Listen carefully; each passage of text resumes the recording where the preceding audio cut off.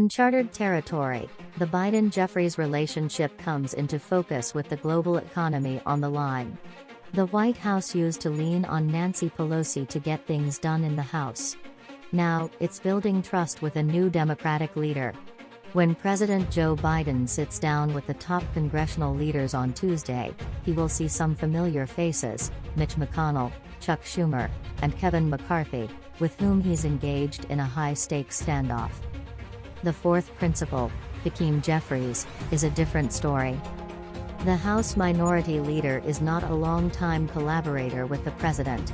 In fact, he has a largely undefined relationship with Biden. He has been something of a side player in the debt ceiling drama that is quickly approaching a fiscal doomsday cliff. And the White House, sticking to a no negotiation on the debt ceiling posture, has had little need to lean on him.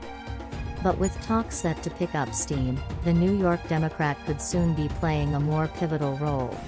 Should a compromise bill be reached between the White House and congressional GOP leadership, it would almost assuredly require some, if not many, House Democratic votes to get through that chamber. 2 years ago, the solution for Biden would have been easy: let then Speaker Nancy Pelosi, the premier vote wrangler of her generation, do the work. Now it's on Jeffries, someone the White House is still getting to know.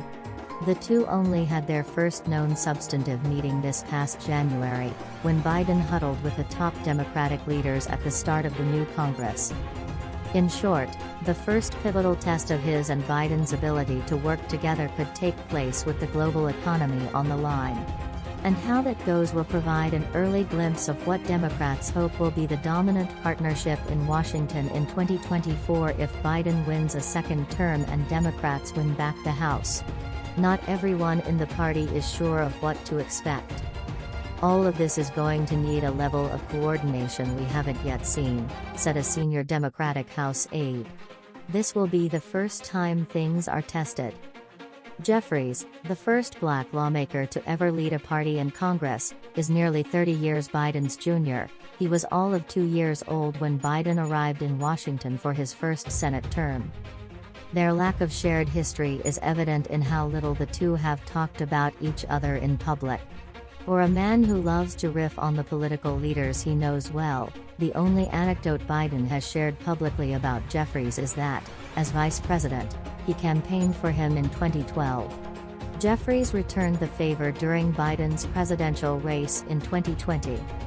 2 days before the election, as they campaigned together outside Philadelphia, the two men engaged in small talk that quickly turned serious, as reported in This Will Not Pass: Trump, Biden, and the Battle for America's Future. Biden warned that if they don't win, "I'm not sure we're going to have a country." Neither party would say how frequently Jeffries and Biden communicate directly. But they have held at least 2 calls, one of which has not been previously reported, in late April that included Schumer as the debt limit debate ramped up, according to a person familiar with the conversations. In interviews with a dozen lawmakers, senior aides and administration officials, a picture is painted of a relationship that's been largely positive, with some brief missteps, but still very much developing. Those close to Jeffries and Biden say that communication is frequent between both camps, from principals to senior staff. They point to their similar messaging and strategy on debt limit so far. Jeffries is also in regular contact with White House Chief of Staff Jeff Zients through meetings and calls. The two had a long working lunch 2 weeks ago to discuss the debt limit, according to a senior administration official granted anonymity to speak freely. The president has a strong relationship with leader Jeffries and a great deal of respect for the masterful job he's doing as head of the House Democrats and holding Republicans accountable for their extreme MAGA agenda, like forcing the most draconian cuts to veterans in American history in order to cut taxes for the rich, said White House spokesperson Andrew Bates. In a statement to Politico, Jeffries praised Biden. "He's a good man, visionary leader and transformational president who has been there for me since I arrived in Congress," he said. House Democrats look forward to our continued work together to make life better for everyday Americans. Overshadowing the Biden-Jeffries relationship is the absence of Pelosi.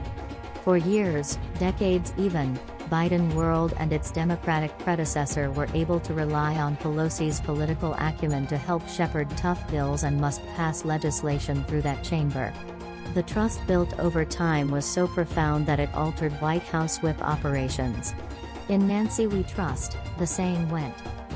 Jeffries, in some ways, is just now building a working relationship with the Biden White House, though Louisa Terrell, director of the White House Office of Legislative Affairs, said Biden's relationship with Pelosi helped lay the foundation for what's being built now. "We felt like we had built a scaffolding around how we worked together and the ease in which the president could pick up the phone, the ease in which we all did our work together, and we went right into the 118th with that," Terrell said in an interview. "We have a proof point that it can be productive," she said, pointing to the legislative accomplishments of the last Congress, such as the Inflation Reduction Act, bipartisan infrastructure law and semiconductor policy. Still, there is evidence of growing pains.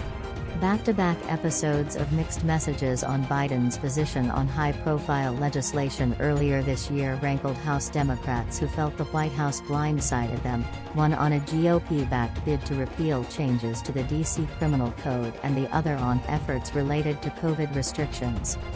Privately, rank-and-file House members and senior aides blamed the White House for misreading the potency of the issues. They call the incidents frustrating but have largely moved on.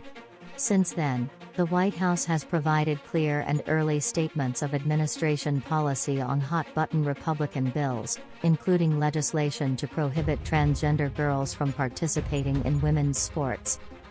Jeffries refused to criticize the White House in either instance. When pressed by CNN shortly after the two bills moved, he described Democrats as incredibly unified. Terrell also pointed to unified messaging on more recent policies, such as the Texas ruling on abortion medication, as proof of that positive relationship. "What I really care about is, are we all talking to each other? Are they getting the information they need? Are we hearing from them and what they're hearing from their constituents? How do we fight in these really hard fights and frankly, how do we take back the House?" she said. To that end, the White House legislative staff participates in at least 7 regular check-ins with House leadership staff and 7 weekly meetings with various groups, including House staff directors and caucuses. Biden has told leadership and rank-and-file members to use an older means of technology to communicate with the White House. "We've heard the president say, 'You literally have the bat phone, please call anytime,'" Terrell said. "My door's always open to you. My phone is always open to you. I know how meaningful it is to have a back and forth." Jeffries' first true test as minority leader will be ensuring House Democrats stay aligned in backing Biden's position against bargaining on raising the debt limit. The more significant obstacle will come much closer to the so-called X date, when the government runs out of money and can't pay its bills. Before Tuesday's meeting was arranged, a handful of moderate Democrats, including Senator Joe Manchin of West Virginia, broke ranks publicly and said Biden needs to get to the negotiating table.